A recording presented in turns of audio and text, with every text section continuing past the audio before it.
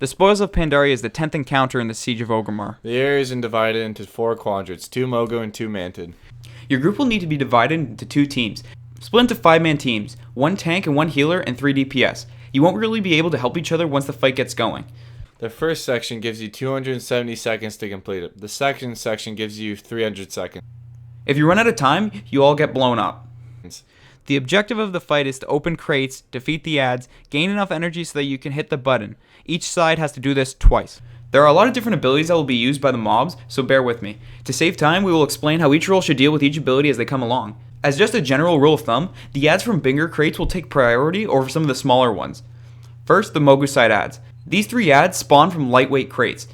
The animated stone Mogu casts Earthen Shard, which is an interruptible nuke.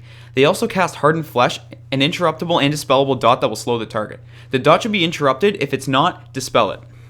Burial Urns spawn Sparks of Life. These deal high damage and pulses in every 4 yards around them. When killed, they actually explode, doing damage in 8 yards around them. These ads should be targeted by ranged DPS. The Quillen Guardians use Carnivorous Bite, which will cause the target to bleed. These ads need to be cleaved in a quick manner to stop their stacking from becoming a problem. They're pretty weak, so dealing with them shouldn't be a problem at all. These 2 ads spawn from stout crates. The modified Anima Golems use Master Scramble. This places 2 beams of light at 2 locations in the room. Then it swaps the location of the players who are standing in the beams of light. If no raider is in the beam, then the raid will take massive damage and the beam will be triggered again.